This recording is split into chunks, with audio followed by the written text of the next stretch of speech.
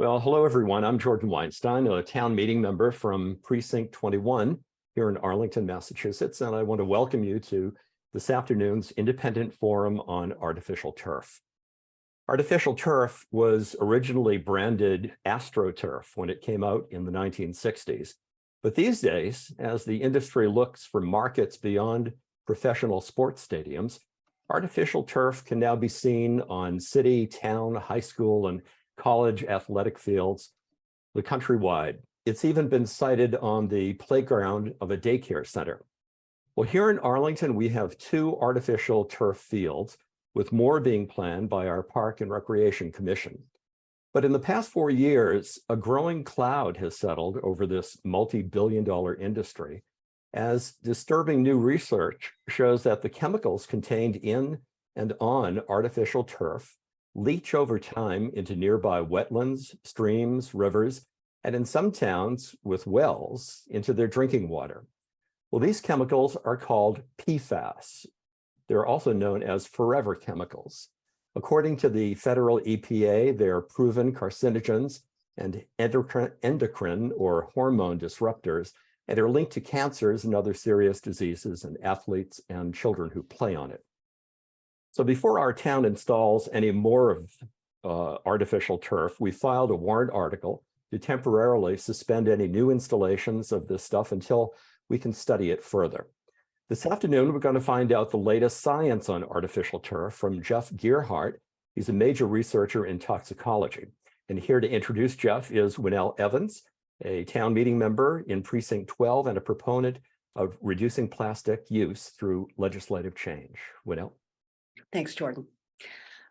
Jeff Gearhart has worked for over 25 years on a wide range of environmental health issues, including air quality, community-based science, consumer product testing, and community organizing. During his 25 years with the Ecology Center, he has spearheaded numerous chemicals policy market campaigns, co-authored multiple peer-reviewed articles on toxics in consumer products, pioneered citizen science in studying chemical hazards in products and environmental media, and developed the now internationally recognized Healthy Stuff Lab. And you'll see a link to that in the chat.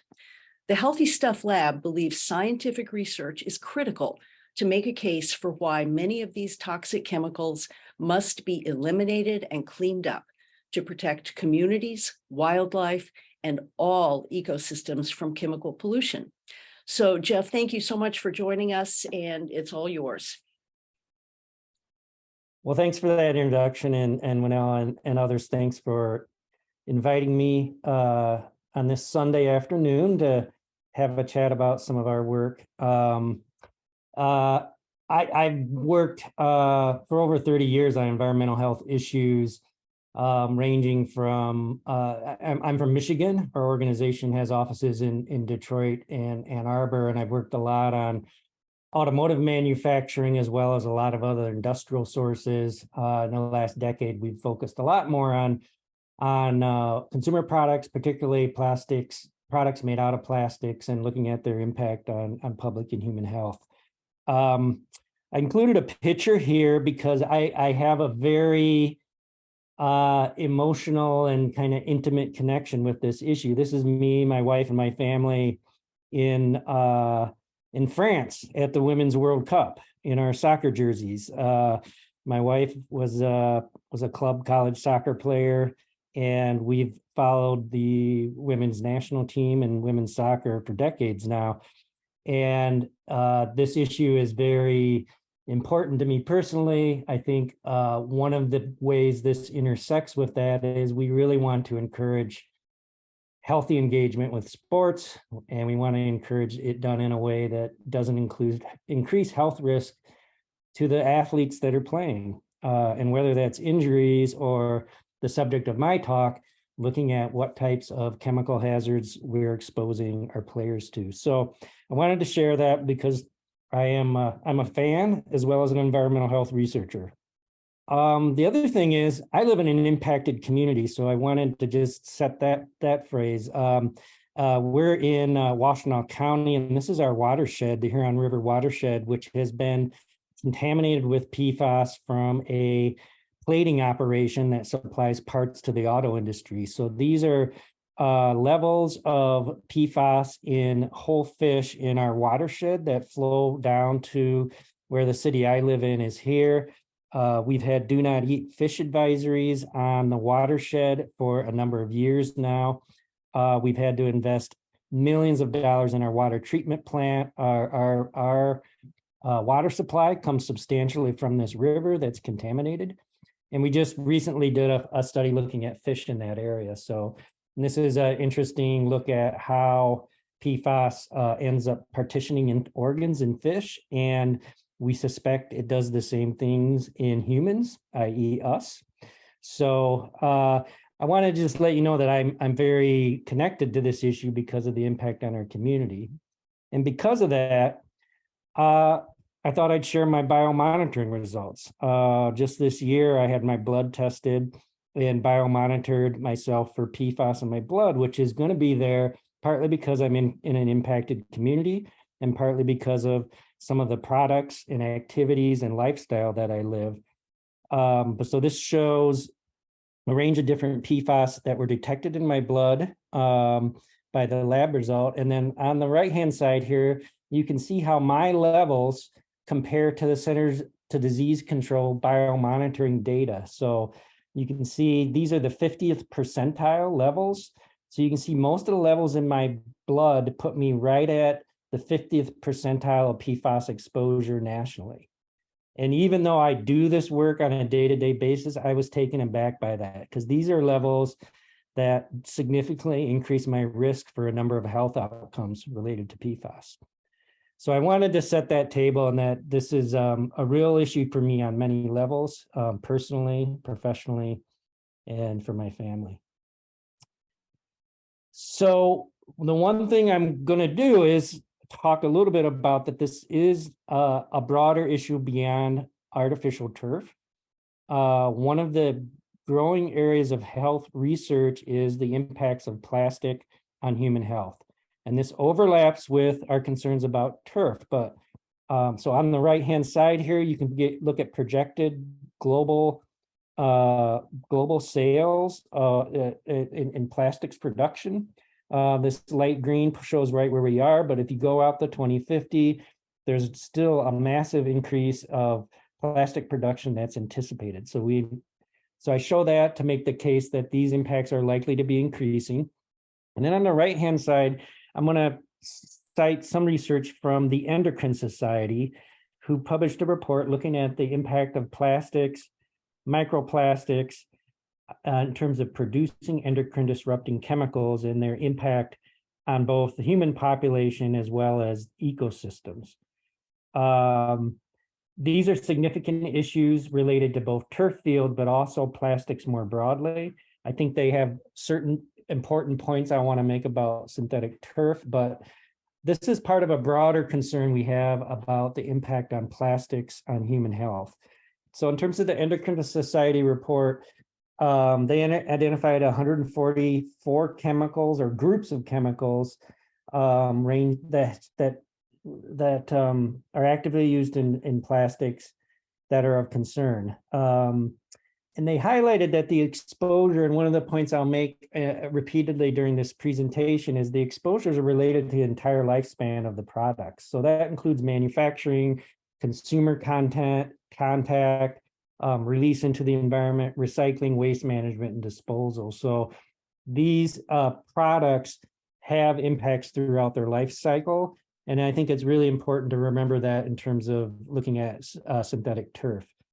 Endocrine disrupting chemical exposure is a universal problem. So when we test human samples, we show nearly all people have these EDCs, these endocrine disrupting chemicals in their bodies.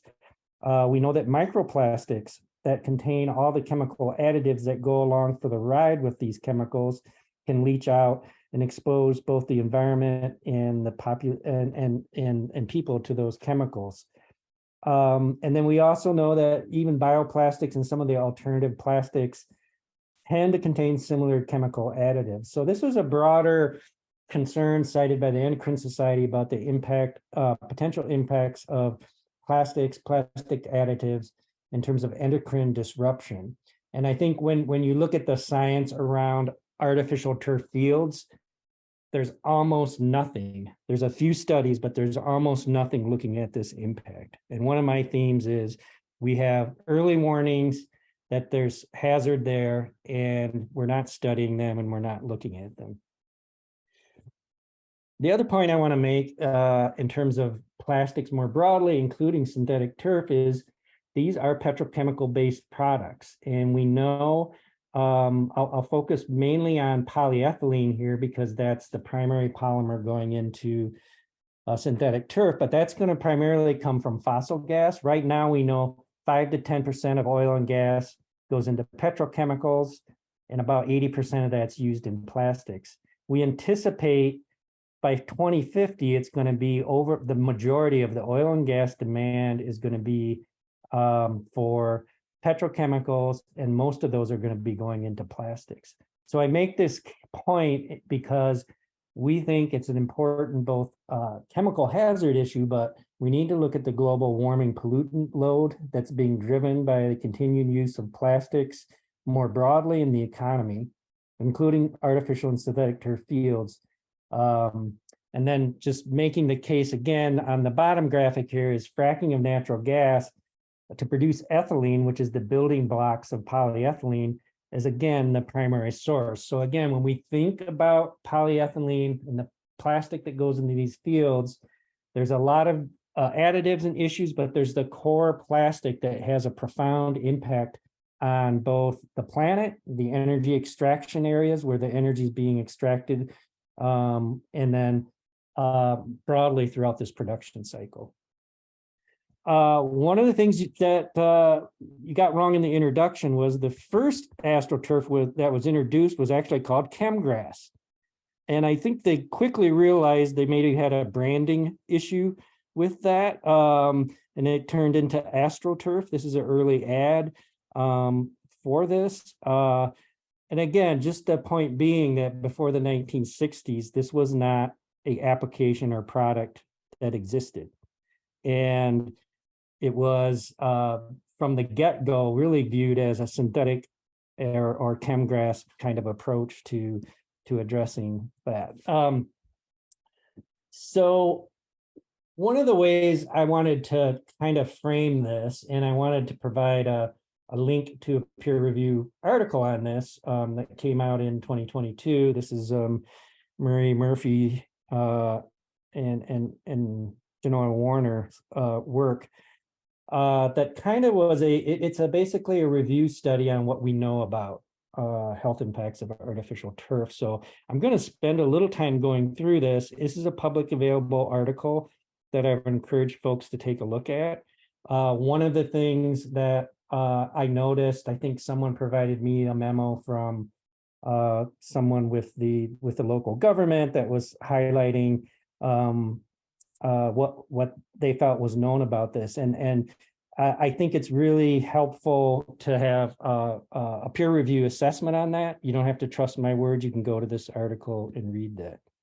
So so these are findings from this peer review article that when we look at all the studies that have been done on this, again, we're identifying hundreds of chemicals, including known carcinogens, neurotoxicants, and importantly, again, endocrine disrupting chemicals that are being found in multiple studies. Again, more recent studies have started to identify PFAS as an emerging class of contaminant, and that we think that PFAS, in addition to the chemicals that come along with crumb rubber, are important parts of this that have to date been somewhat understudied. And more studies have been coming out on micro and nanoplastics in the environment.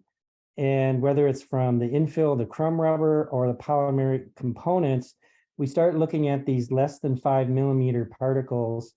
They all meet the definition of microplastics and all the hazards that go along with those in terms of impacts on invertebrates, fish, other species, and the ecological system in general are very important to try to understand. And then more studies are looking at infill being able to wash off fields into the environment, as I mentioned, but also interacting with players and others that are on the fields that can result in potential exposures. So what are these chemicals? Again, there's several hundred, but I have listed some of them by category here. So polycyclic aromatic hydrocarbons are predominantly associated with fill materials. So that's going to be shredded tire compound primarily. Many of these other chemistries are involved more in the synthetic turf, the fiber backing and padding. So volatile organic chemicals, plasticizers, and a wide range of semi-volatile organic chemicals, PFAS and other related chemicals. We still see PCBs. One of the issues I want to highlight is rubber additives and antioxidants. Folks may have heard of this chemical that's added to tires, 6-ppd quinone, that's been associated with mass coho salmon deaths in Puget Sound and in other places. These are ubiquitous chemicals in tires, and they've only now been started to be discovered having impacts on wildlife and the fishery. And they're ubiquitous in tires, and they're ubiquitous in these fields. But again, we're seeing very few studies looking at the impacts of those in terms of the watershed near the fields, in terms of exposures that might be happening at the fields. And then metals. I think people have had concern about lead, but there's also other metals that are used as catalysts in the production of polyethylene, that are used in catalysts in the productions of other products that are there that can be released into the environment. So I present this list because one of the issues we have when communities are asked, we try to ask questions about what are the risks, what are the hazards associated with these fields. Oftentimes the studies have done look at a very limited set of chemical compounds that might be in a product. And even with PFAS, many of the studies we made early on, we were looking at 10 or 12 compounds. Now most good studies look at about 40, but the really good studies look at 70 PFAS compounds. We know there's thousands of possible PFAS that could be in these products, but the analytical approach for evaluating these what's in the environment and what's being released has been far too limited. So when you hear someone say, well, the studies to date have shown it's safe, well, what did they measure? And then what were they measuring those concentrations against? And I've looked at most of these studies, and they're all limited in really important ways. So it is really important for scientists and folks who are presenting information on here to approach this with a little humility in terms of understanding the limitations of some of the existing science. So I will admit that. So there's a lack of health-focused studies on artificial turf. And then this is a quote from the peer-reviewed article that I referenced a few slides back. So due to the paucity of health-focused studies on artificial turf, risk assessors have not been able to make confident recommendations, and it's put communities in a difficult spot. They concluded there's been few laboratory and epidemiological studies on the health impacts on athletes and communities. And this is despite an abundance of evidence that carcinogens, neurotoxins, mutagens, and endocrine disruptors are in this product. And existing studies have focused almost exclusively on single components. So we'll just look at the crumb rubber infill, or we'll just look at the grass fiber, versus looking at the entire assembly, whether it's the backing, the fill, the fiber. So again, the broader conclusion of this study was that the lack of studies really stands in contrast with what we're growingly knowing about the hazards that's there. And one of our conclusions from that is the hazards should drive us to take some precaution and to look for safer alternatives. Because to get these studies are going to take time to do. But on the other hand, I think when you have someone who represents that this is a safe product, They need to answer these questions. What studies have been done to prove that? And the studies that have been done are so limited that I think it's irresponsible to claim safety at this point. Again, just on risk assessment, I really want to highlight the second point here. We think that adverse impacts seem now unlikely to result from a single source or a single chemical. But rather for this type of product, we're looking at long-term, low-dose mixtures of chemicals.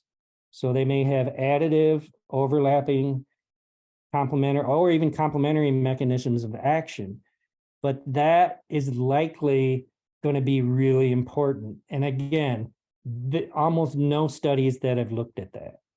And then this feeds into a legal regulatory system that allows these exposures to continue unabated until the free market,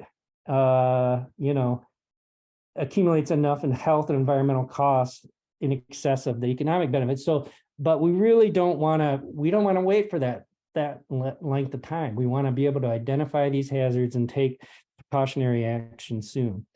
And then the other point I'll make, and this gets into some weeds here, but we shouldn't dumb down risk assessment into safety assessment.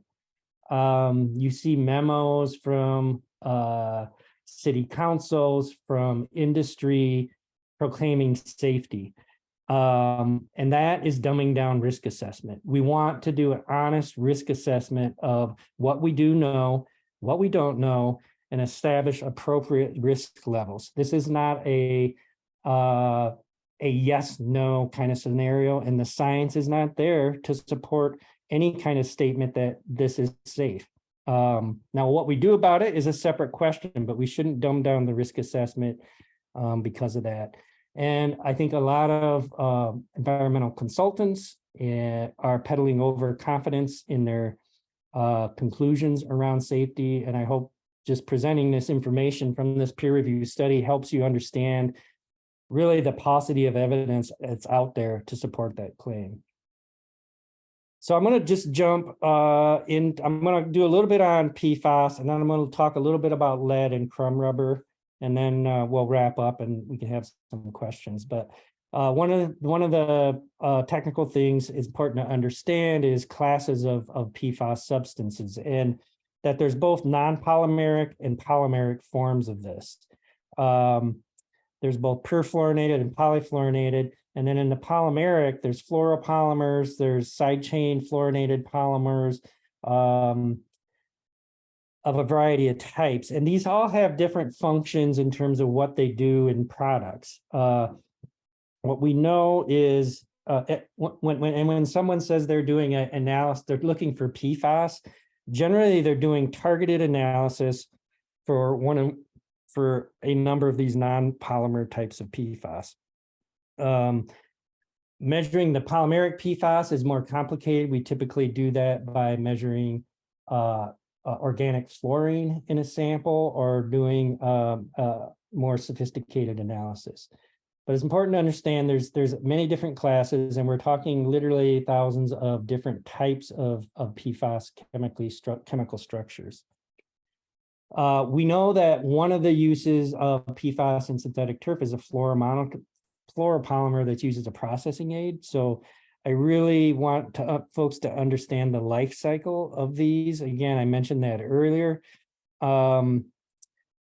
There's serious concerns throughout the life cycle here, from the fluoropolymer production, the product manufacturing, the use phase, which a lot of people are concerned about, and then the product disposal phase. Really on the fluoropolymer production, even if there could be data to show that they were a perfectly inert product in the environment, you can't produce these fluoropolymers without creating PFAS emissions and contamination. And some of the fluoropolymer production facilities, both in the US, Southeast Asia, are incredibly contaminated. Product manufacturing has some similar issues, but really the science around the product use phase is really evolving, and there's more and more recognition that these fluoropolymers that are in synthetic turf are actually not as inert as they were once believed. I'll spend a little bit of time on PFAS health impacts. Folks have probably seen some of this information before. This chart has solid lines for high certainty, dotted lines for low certainty.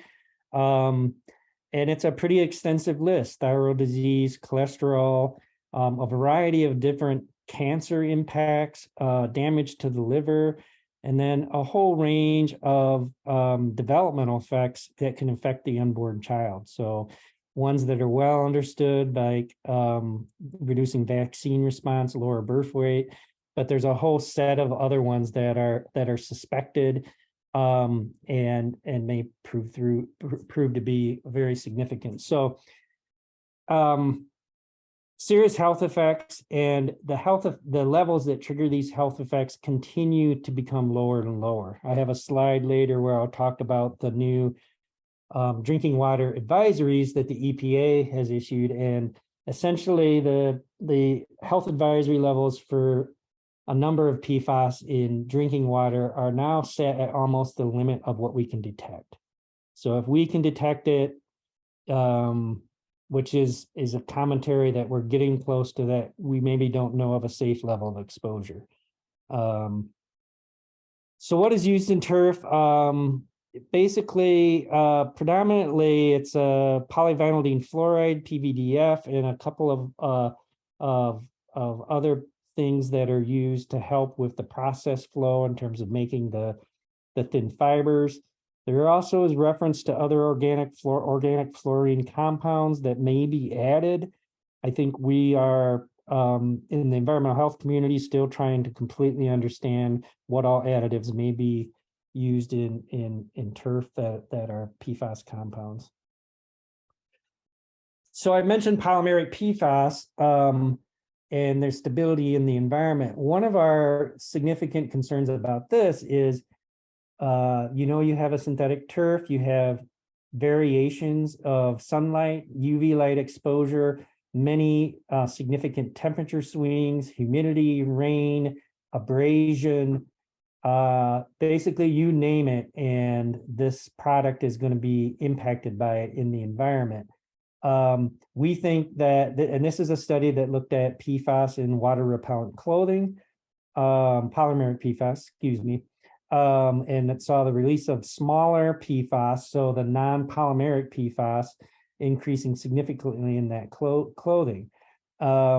So we think we should be concerned about the generation of smaller non-polymeric PFAS in turf that's exposed to similar aging conditions. I will make the point that I'm not aware of a single study, not the 50 that have been cited or any other one, that's actually submitted turf to a full range of real-world environmental conditions and looked at the performance and the release of PFAS from them. And that should be done. This is the history of just talking about drinking water and the evolution of science. This is the history of the PFOA, a form of PFAS, drinking water advisory and guideline levels. So this goes back to 1991 with the DuPont level, and these are nanograms per liter. But more recently, you can see going basically in the last 20 years, we've went from about 14,000 down to 10, and EU EPA guidance is at 4 parts per trillion. And this reflects, and this includes multiple different states, some federal, and it's missing a bunch of them as well. But I thought this graph showed one of the things I want to have everyone keep in mind is that the evolving science on the hazard here is it continues, and this is an example of when we went just in the last 20 years for what was presumed to be the risk to what we know now. So and I think this is an issue, particularly as I mentioned, regarding endocrine disrupting chemicals that are in these plastics. We are just now really starting to get a handle on what are the impacts of those, and the likely direction of level of concern on that, I think, is just really going to increase. So science changes, and we should anticipate that, and that should help lead our decisions on what we do. All right, so I'm going to switch to tire shred, which is used historically in a lot of fill in these fields. There's many other alternatives. One of my points here is this tire shred is very heterogeneous and it has a lot of metals in it. So this is actually a different application. This is a playground in Maryland. And this is actually a clump, it's 3 centimeters. So it's, a decent size, but when we pulled it out of the field, we could actually see it was full of distinct chunks of rubber. So the little colored outlines here show, and because of the instrument we're able to do, we can measure each one of those separately. So it shows just incredible wide variation of lead levels in this one bit of tire shred from a playground in Maryland. This is just from a couple of years ago, from essentially 0 to almost 3% lead in one chunk there. And then on the right-hand side are shred particles. Again, this is from a playground environment, but these are similar to what we've gathered from artificial turf fields. So these are very small pieces. And again, my point of showing these is that the lead or the tire shred supply is very heterogeneous, and there is a mixture of lead, higher leaded rubber particles that get into that, and it varies pretty considerably based on our experience. So these are much smaller particles that are very similar to what you'd see in a synthetic turf field. The other one is a larger part that was part of a poured in place field where they use larger chunks and mold them together.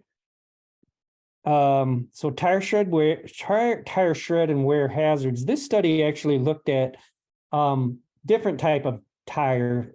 This is actually tire wear. So these are micro and nanoparticles. So these are way smaller than what we'll see in sports fields. But one of the things that we're looking at with synthetic turf fields is this endocrine disruption potential. And I thought this study was interesting that the charts on the right-hand side here show percent mortality for the fish that were used as part of this study. And it shows that the ones on the right here are concentrations in particles, again, micro and nanoparticles. And you can see how the percent mortality went up as these particles increased. And then on the right-hand side is a concentration of an extract that the fish were living in, and looking at the percent mortality when you got above a certain level. So these are the types of studies that folks are doing to try to understand how these metals can disrupt endocrine dysfunctions and can result in mortality. And these are the kinds of studies that we haven't had on turf fields. And it's a kind of study where we see evidence from other spheres of work that we may have an issue there. But these are the kind of questions that are not being answered. Another, in terms of trying to assess tire shred hazards, this is a study out of Korea where they tried to look at cancer risk for a uncovered or covered field. And by covered, it's a field that was covered with a poured rubber surface. So that would be a surface that's a molded, poured in place surface. And complicated modeling study. And but important point is the blue columns are the cover rubberized surface, and I don't know what color that is. The orangish columns are uncovered. And again, this is a logarithmic scale here. So these are significant difference in terms of the cancer risk for children playing on from PAHs. So these are polycyclic aromatic hydrocarbons. That's just one chemical that's associated with tires. So that's the tire. I want to talk a little bit about our research that we do. We work with a number of third-party labs, SGS on the West Coast, Eurofins Lancaster labs in Pennsylvania, Galbraith labs in Tennessee. We work with Notre Dame and other academic researchers on our work. This work is focused on sampling samples from communities that have been provided to us, and a number of different studies that we're involved in. One of the things I want to just emphasize on the testings, we've seen similar results from both interior residential commercial carpet, biosolids, so testing biosolids that come out of wastewater treatment plants, textiles. So, and this slide's a little old, but we've provided some of the data from what we've seen in the sampling we've done. So 70 parts per million total flooring in general in the synthetic turf products. We've seen, I think it was 44 to 255 parts per million total organic fluorine. And typically in targeted testing, we see down in the low part per trillion range. And that's a small, typically percentage of the total organic fluorine. So we know that there's both some targeted compounds there, and then there's a larger fluoropolymer that's there that's involved in the PFAS that's in these turfs.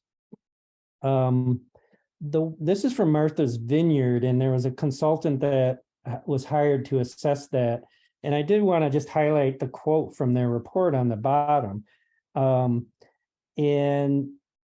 basically highlighted that that there was undiscernible organic fluorine compounds present because they did the total fluorine analysis. And that because of the turf being subject to oxidizing conditions, which again, sunlight, temperature, all can help oxidize, that precursor PFAS compounds may be present that could transform into other PFAS compounds. But the real quote from that study was, however, the understanding of PFAS detection and risk are limited for the vast majority of PFAS compounds, and certainty in such an assessment is not possible at this time. And I found this a rare admission of the challenge we're facing in trying to assess this. And what basically is saying, we can't truly assess this as being safe because of the limitations of our detection for the vast majority of the PFAS compounds. So again, there are approaches to managing this uncertainty, but because you don't see it doesn't mean it's safe, particularly when you know that it's there. This is some of the testing that was done for Martha's Vineyard, looking at leaching.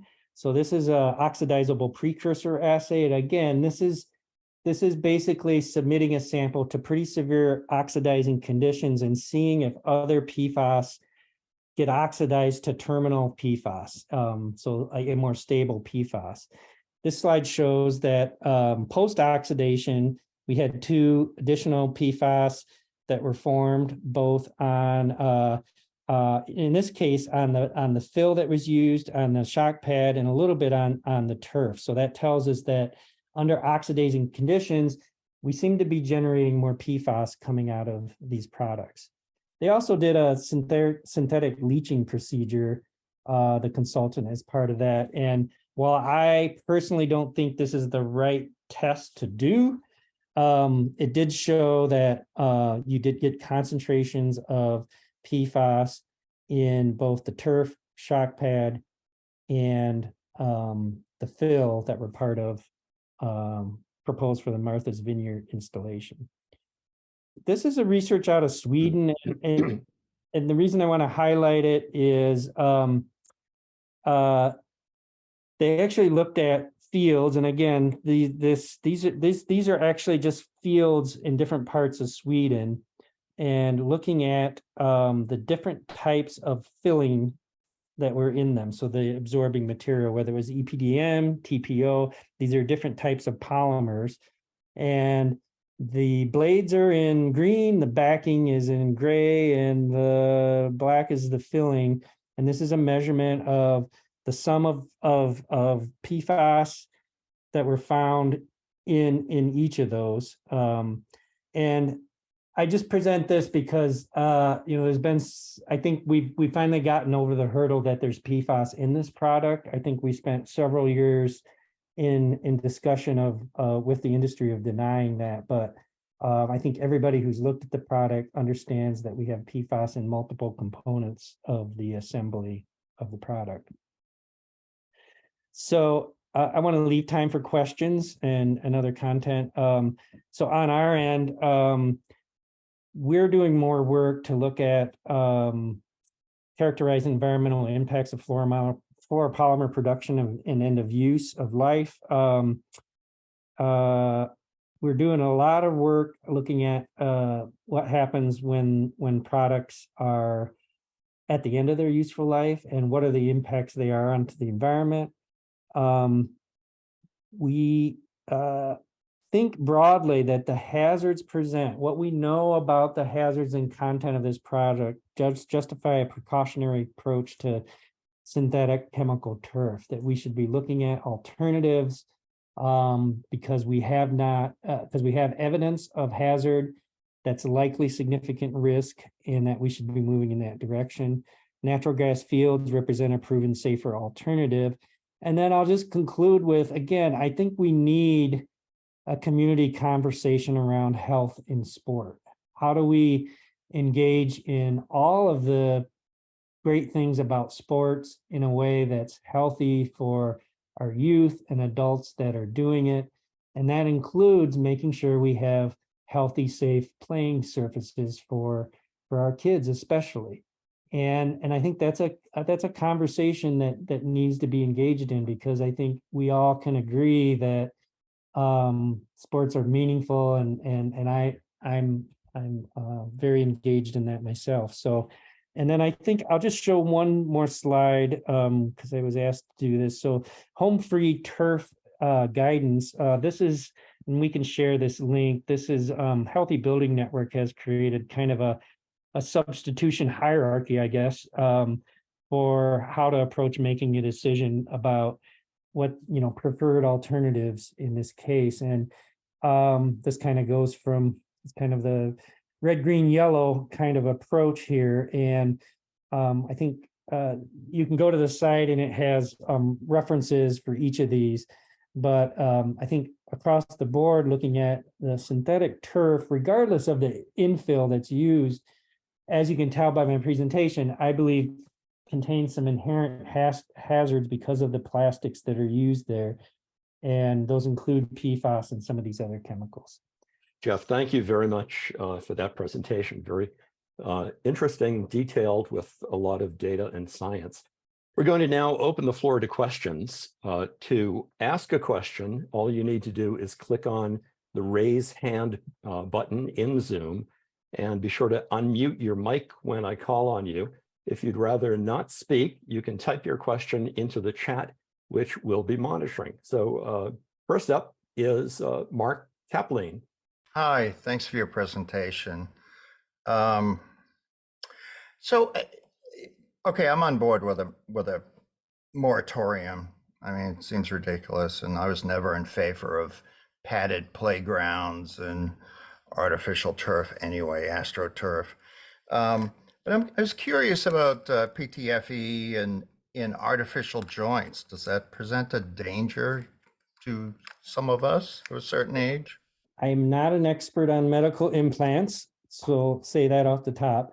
I think one of the things that our approach has been on this is really identifying uses for which there are viable alternatives for. And one of the approaches is that, for some of these uses, medical uses, and some of these other ones, I think we really need to look at, what are the viable alternatives that are out there and that can be substituted for those. So, but I am not an expert on the medical. Okay. Speaking of alternatives, it used to be that our government mandated chemicals in children's sleepwear and bedding that were toxic, and firefighter gear has it too. Is that still the case, or what's going on? It is true. We had and particularly just on flammability standards in the 1960s and 70s, we had the establishment of a wide range of flammability standards, partly driven by concerns around smoking, and partly driven by, I think, chemical industry was interested in promoting some of these products.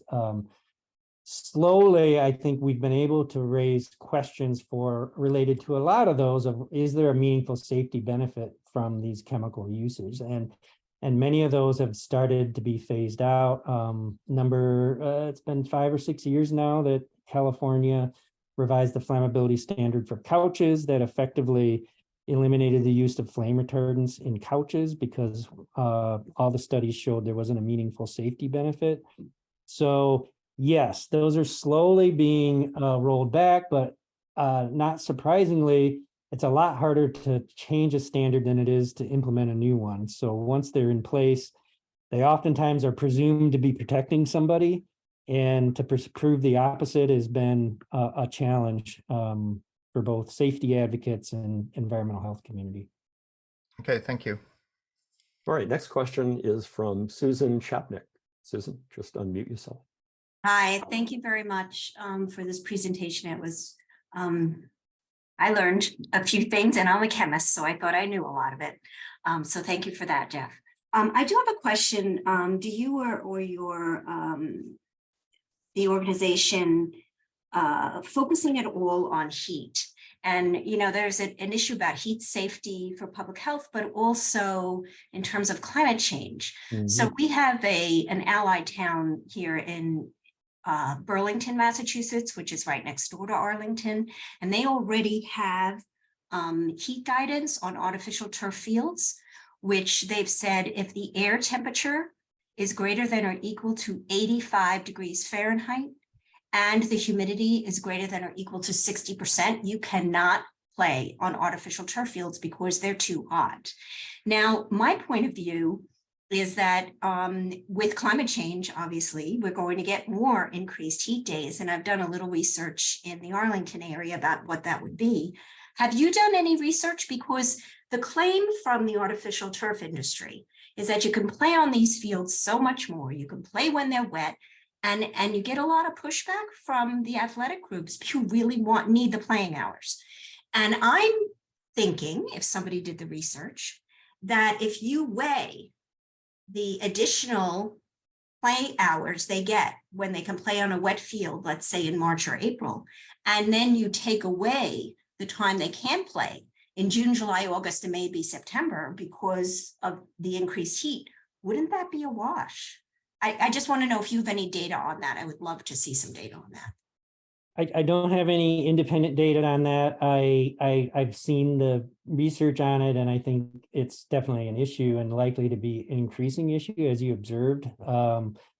Yeah, it's conditions will be unplayable at certain times. So I think it is it's part of the mix of, and again, I'll take a step back. This is about creating healthy environments for our young people and our athletes. And so I think all of this needs to go into the mix in terms of understanding how to make a good choice here and how to create, a playing surface that is healthy for people to be on. And this is, I agree with the issue. It's not something we actively work on, but. Arlington has their own document on hazard mitigation. It's called the Hazard Mitigation Plan of Arlington. You can get it online, and they have estimates on how many heat days above 90 degrees we're going to get, up to 23 days just in the next, by 2030. Mm-hmm. So it's significant. Well, we've already achieved that last year right. in 2021. You're right. So. Right, and and that was their anticipation. Thank you. All right, thanks. Next question is from Jeff Barnes. Hello, Jeff. That was very interesting. I'm a local TV reporter. I've touched upon this story through the years, and it just seems to be coming to light. I always contact the manufacturers of this turf to get their opinion. I'm always talking to PR people, PIOs, places like CC Grass, Nextfield, and they're saying it's completely safe. And I just found it very enlightening that you, instead of dumbing it down to the word safe, you're looking at the risk. In your opinion, does it seem as though there is no such thing as artificial turf that can't be a potential danger because of the PFAS? So, I mean, again, your potential danger in those I think the point I want to make is when we actually assess the risk here and we actually look at it from a realistic perspective of what's anticipated, we are adding risk to the players that are playing on the surface. We're adding risk to the environment and the watershed around here, around these fields. So that's, I think, the appropriate perspective. And then we get to, okay, how big is that risk? And then what can we do to mitigate it? And I think from my perspective, the hazards that are inherent in this product drive you to look at substitution on that scale. I looked at, and when you look at the alternatives, I think you have an excellent opportunity just to eliminate those hazards and eliminate what we suspect are risks there. So I think it's really important to not look at it as a safe or not, but that we are adding risk. These risks are they accumulate, they build both in the environment and in our bodies. And so we want to try to reduce those risks and those exposures whenever we can. And part two, this may be an obvious answer to this question, but basically, if you have a municipality that is going to replace or is planning to replace an old turf field with a new turf field, or maybe even expanding on that idea, what would your expert opinion be? Well, we're encouraging people to grow natural grass fields, and with the recognition that there is a need to change or relearn, maybe is the better phrase, relearn how to function in the environment with a natural grass field. It's a viable solution. It addresses so many issues that get raised by turf. But it is a relearning and a reinvestment in a more natural, healthy approach to having playing surfaces. And so that's our recommendation. Next question is from Robin Bergman. Robin. Hi, so I have several from the chat. Is there any research on the health of people who are installing these fields and complexes? They're exposed to these chemicals every day and may potentially be the best people to look towards for health impact. That's from Benjamin Alden in the chat. I agree. I'm not aware of any studies looking at occupational exposure for installers. And if there are, there's probably not many. Yeah, and these are the kinds of when you're handling bulk materials that can have dust, like tire shred, and you're moving things around like that. That's when you end up getting PM exposure, particulate matter exposure, and particulate matter that has other chemicals going along for the ride. So you can get both dermal. I don't think I mentioned this, but we're talking dermal exposure, inhalation exposure, ingestion can all play different roles depending on how you're interacting with the environment in this particular case. So, Jeff, could you explain briefly what you mean by dermal exposure? Yeah, your skin is an organ and it's very permeable. So when you get a lot of chemistry on your skin and even a chemistry that's on particles, things can come into your bloodstream through your skin. We have a question from Gordon Jameson. Gordon. So thank you for your presentation. My questions are informed by my background in a previous life. I guess I would at this point would say as a assistant professor at the University of Cincinnati College of Medicine in the Kettering Laboratory. That is the laboratory that pursued all the lead toxicity based research. While that was not my research, it informs my discussion today. So focusing on the issue at hand. So the first question is, from my perspective, is PFAS can be present, just like underneath our football fields in the high school, there's chromium, but it's capped. The question is, what is the risk to children and individuals, etc.? Taking a a lesson from my colleagues at the University of Cincinnati. The big issue with lead was they did a study in Cincinnati where they found that if they shut the windows, gave them an air conditioner, and kept the dust from the streets coming in when lead gas was still being sold, that they could reduce the lead in children's bones significantly. So is this hand to mouth, or what is the ingestion, and doesn't time and dose make a difference on the exposure? Can you comment on that? Yeah, sure. I mean, one of the things that the slide I showed on the reducing by probably 1,000+ fold of the drinking water health advisory levels for PFAS is really, the evolving science of understanding what are some of the health impacts, and really looking at the dose response curve for health impacts of PFAS. And again, we are setting the drinking water standard. And again, this is actually similar to lead, which you have experience on, where we start looking at the dose response curve for lead. PFAS is looking very similar. We're having a very difficult time finding a point on that curve where we're not having an impact. And that's why many of the public, American Academy of Pediatrics and many of the leading child health organizations are contending there actually isn't a safe level of exposure to lead. What do you think the route of ingestion is? One of the things we're doing is we're doing a biomonitoring study to try to understand this a bit. And but I think inhalation, ingestion are likely to be more significant. Although you can imagine you have players running around with a very sweaty skin membrane on them that's going to be attracting a lot of particle and dust, and what happens in that environment is going to be very interesting. So again, I think it's probably a combination of those things. And again, to your earlier point, I mean, I think the issue that I raise is, if we look at the dose response curve for PFAS exposure, there may not be a level of which we know is doesn't increase risk. So my point is we can spend 10 or 20 years trying to determine if way down on the dose response curve there is a point, or we can take efforts to minimize the release of PFAS to the environment and to humans. So, all right, thank you, Jeff.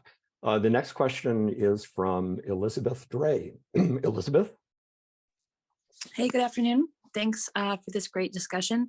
I'm a town meeting member in Precinct 10, and I'm starting to get contacted by residents who have read the town's release, and one of the arguments I'm hearing is, isn't it more important that our kids get out there and play for their mental health benefits, especially in this crisis that we're in? And I'm wondering what your response to that would be.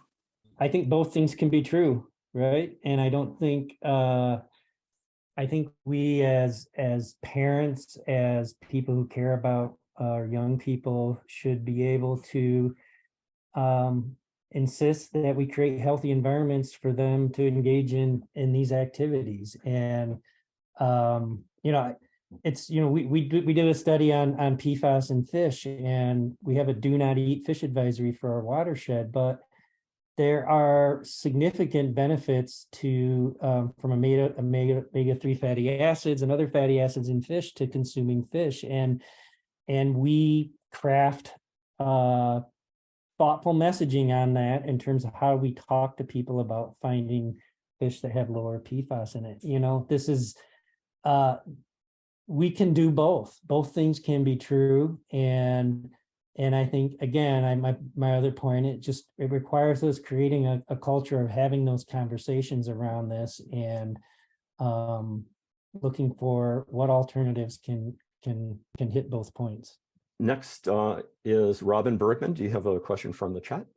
I do. I have several. I'm going to give you two of them, and then we can come back to me after someone else for the third. Okay. One is, I'd be interested in having at some point a link to the research from Sweden that you mentioned.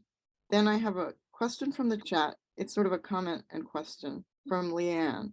Our local high school board member has reassured our board that the proposed crumb rubber infill for the replacement field is dust-free and non-toxic because it is cryogenic. Most studies I've referenced in the past don't specify what type of crumb rubber is being studied, so it's hard to find hard scientific data specific to cryogenic. Your opinion on that?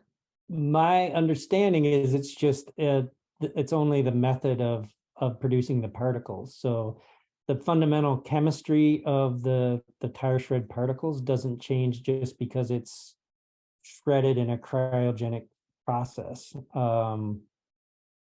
So I wouldn't anticipate that anything about the composition or chemical characteristics of tire crumb rubber would change in any way just because it's cryogenic. Right now, let's go to Susan Chapnick. Susan. Thank you for, I know I spoke before and right. I forgot to introduce myself. I am the chair of the Conservation Commission in the town of Arlington. I am speaking as a commissioner, but not for the commission here. These are my opinions as a commissioner and a resident. But I just wanted to respond back to the town meeting member. Two things. One, the letter that was sent to all the town meeting members was not a town official letter. This was a letter specifically from the Park and Rec Commission, of which the Conservation Commission did not endorse. So I just want to make that very clear, that didn't come from the town manager. It didn't come from the select board. It came from the Park and Rec Commission, who has been advocating for the Poets Corner artificial turf fields. So I just want to make that clear. The second point I wanted to make is I believe in Arlington, unfortunately, many people are faced with a false choice to either put in artificial turf fields so their kids can have more playing time and get out there and be athletes and etc., or play on these very poorly maintained natural fields that are muddy and horrible to play on.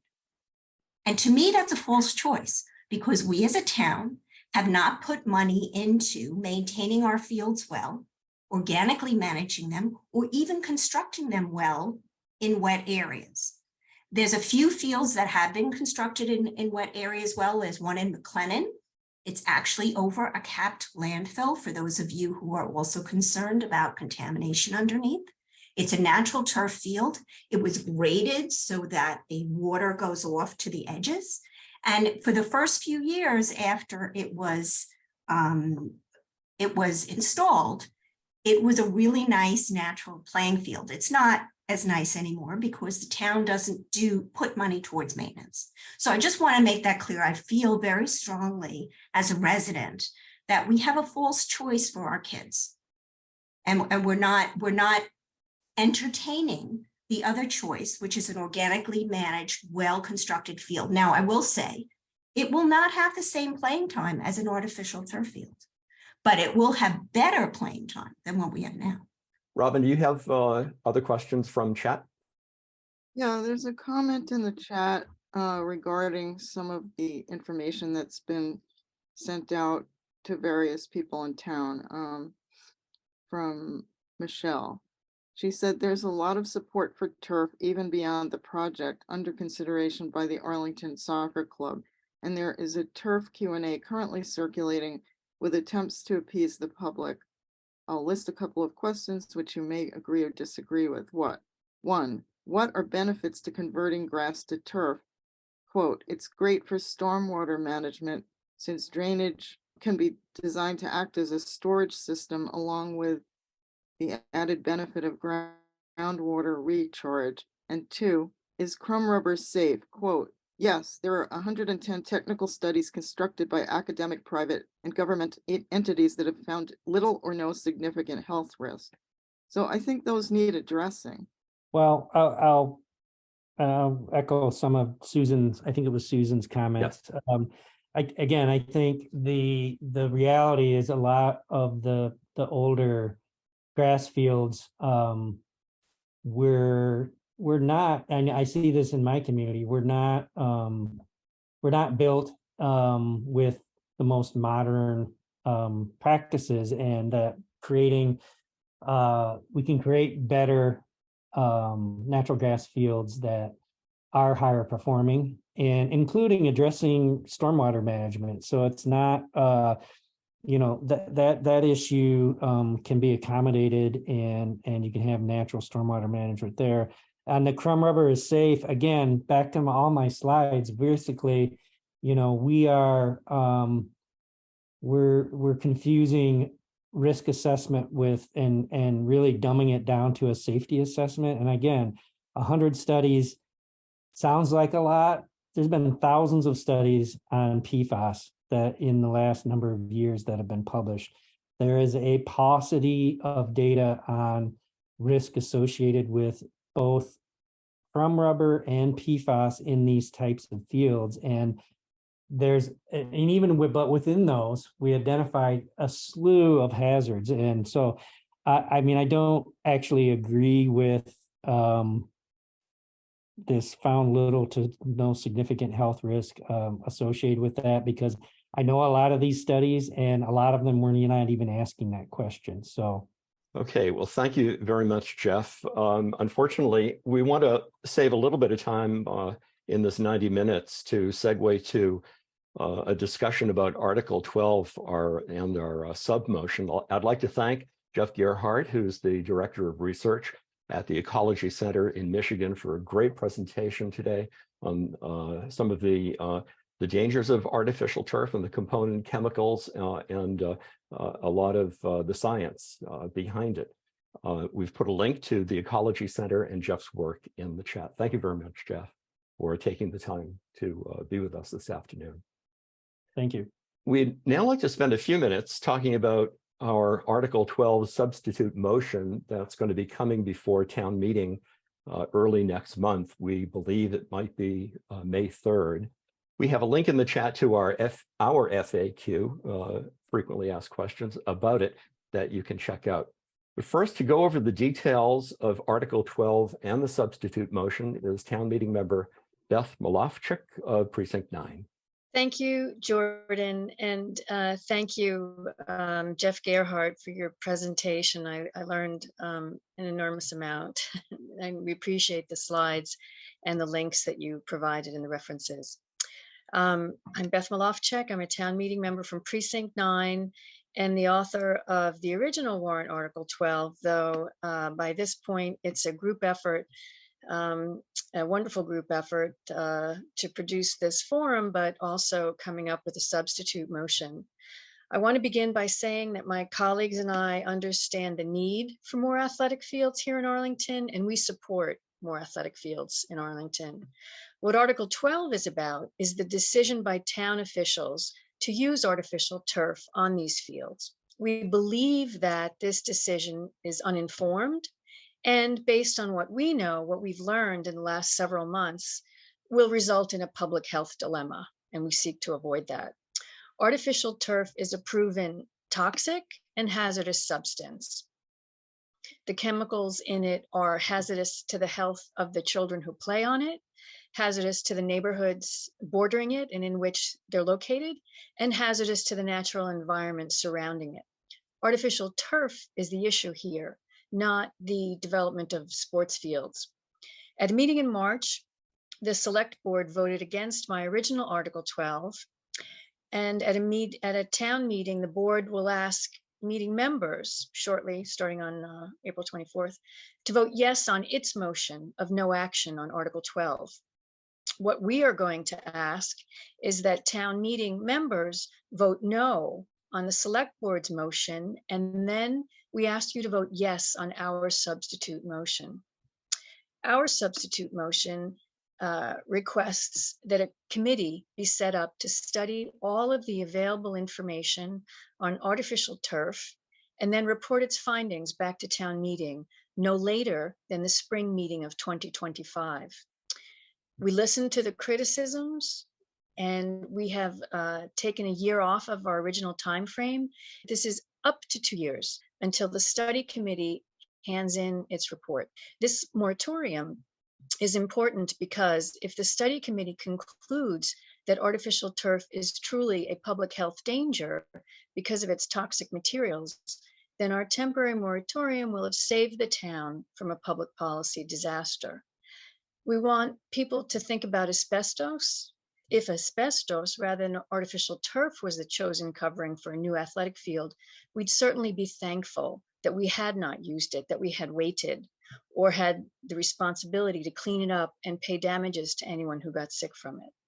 So I'm happy to answer any questions. And again, I thank Jeff Gearhart for joining us this afternoon. Thank you, Beth. If anyone does have a question about the Article 12 substitute motion, just click on the raise hand feature in Zoom and be sure to unmute your microphone when I call on you. You can also put your question into chat. Winnell Evans, you have a question or a comment? I have a comment, a quick comment. It's a follow-on to Beth.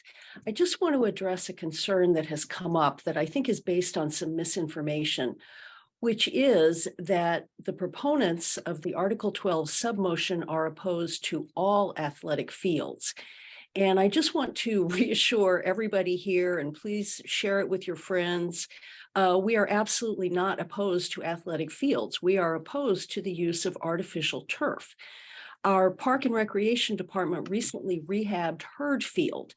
It has natural grass, it's got a sophisticated drainage system, beautiful landscaping, and the whole project actually came in under the estimated budget.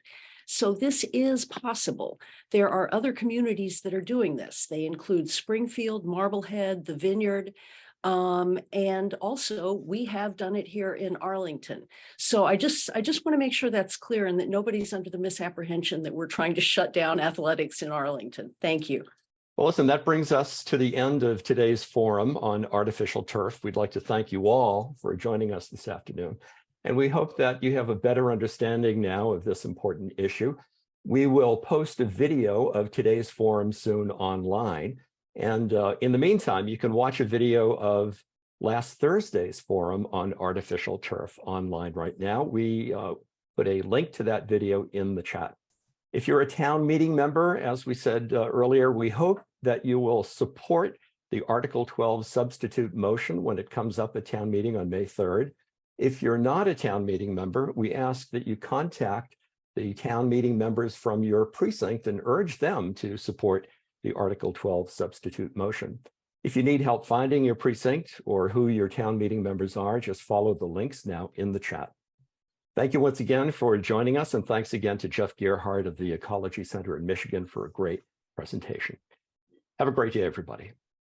Thank you all. Thanks, everybody. Thank you for attending.